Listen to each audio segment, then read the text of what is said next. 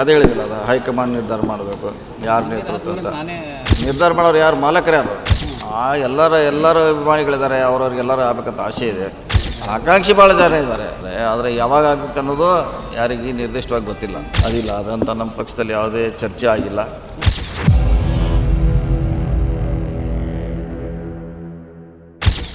ಈಗ DK ಅವರು ನನ್ನ ನೇತೃತ್ವದಲ್ಲಿ ಮುಂದಿನ ಚುನಾವಣೆ ಆಗುತ್ತೆ ಅಂತ ಒಂದು ಮಾತು. ಅದೇ ಹೇಳಿದಿಲ್ಲ, ಅದು ಹೈಕಮಾಂಡ್ ನಿರ್ಧಾರ ಮಾಡಬೇಕು ಯಾರು ನೇತೃತ್ವ ಅಂತ. ಮತ್ತೆ ಅಲ್ಲೇ ಬರ್ತಿಲ್ಲ, ಅದು ನಿರ್ಧಾರ ಮಾಡೋರು ಯಾರು, ಮಾಲಕರು ಯಾರು?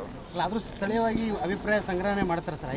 ಡೆಲ್ಲಿಯಲ್ಲಿದೆ ನಮ್ಮ ಮಾಲೀಕರು, ಅವರು ಮಾಡ್ತಾರೆ. ಹೈಕಮಾಂಡ್ ಕೂಡ ಹೈಕಮಾಂಡ್ ತೀರ್ಮಾನ ಅಂದರೆ ನಿಮ್ಮನ್ನು ಹೌದು, ಅವರೇ ಮಾಡ್ತಾರೆ. ಇಲ್ಲಿವರೆಗೆಲ್ಲ ಅವರೇ ಮಾಡಿದ್ದಾರೆ, ಈಗ ಅವರೇ ಮಾಡ್ತಾರೆ. 2.5 ವರ್ಷದ ತನಕ ಒಬ್ಬರು CM ಅಂತ ಮಾತಾಗಿತ್ತು ಅಂತ ಕೆಲವೊಮ್ಮೆ ಆರಂಭದಲ್ಲಿ ಅದನ್ನು ನೀವು ಡೆಲ್ಲಿಯಲ್ಲಿ ಕೇಳಬೇಕದು. ಈ ಕೋನ್ ರೆಡ್ಡಿ ಅವರಿಗೆ ನಮಗೆ ಅದು ಗೊತ್ತಿಲ್ಲ. 2.5 ವರ್ಷ, 3 ವರ್ಷ, 4 ವರ್ಷ ನಮಗೆ ಗೊತ್ತಿಲ್ಲ. ತಮ್ಮ ಹೆಸರು ಕೂಡ ಕೇಳಬಾರ್ದು, ಅದು ಡೆಲ್ಲಿಯಲ್ಲಿ ಕೇಳಬೇಕು ನೀವು, ಅಥವಾ ಬೆಂಗಳೂರಾಗ ಕೇಳಿದ್ರೆ ಅದಕ್ಕೆ ಪರಿಹಾರ ಸಿಗುತ್ತೆ.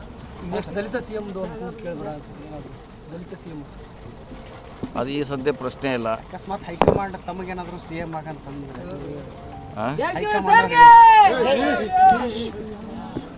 ತಮಗೇನಾದರೂ CM ಆಗಂತ ಹೇಳಿದ್ರೆ ನಿಮ್ಮ ಅಭಿಮಾನಿಗಳು ಕೂಡ ಬಹುದಿನ ಇದೆ ಸರ್ CM ಎಲ್ಲರ ಅಭಿಮಾನಿಗಳಿದ್ದಾರೆ, ಅವ್ರವ್ರಿಗೆಲ್ಲರೂ ಆಗ್ಬೇಕಂತ ಆಸೆ ಇದೆ.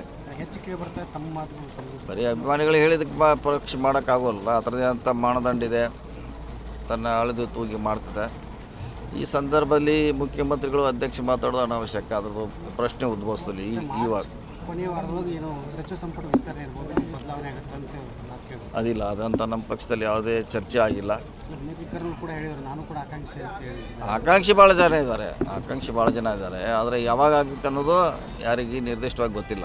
ಜೊತೆಗೆ ನಾವು ಕ್ಷೇತ್ರದ ಶಾಸಕರು ಕೂಡ ಅಭಿವೃದ್ಧಿ ಮಾಡ್ಯಾರ ತಾವು ಕೂಡ ಹೇಳಿದ್ರಿ, ಹಂಗೇನೋ ಹೊಸ ಅವಕಾಶಗಳೇನಾದರೂ ನೋಡಿ, ಅದೆಲ್ಲ ಅಂತಿಮವಾಗಿ ಅಲ್ಲೇ ಮಾಡಬೇಕು. CM ಅಧ್ಯಕ್ಷ ಇದ್ದಾರೆ, ಅದಕ್ಕೆ ನಮ್ಮ ಜನರಲ್ ಸೆಕ್ರೆಟರಿ ಇದ್ದಾರೆ, ಅವರು ಅದನ್ನು ತೀರ್ಮಾನ ಮಾಡ್ತಾರೆ, ಯಾರಿಗೆ ಕೊಡಬೇಕು ಯಾರಿಗೆ ಬಿಡಬೇಕಂತ.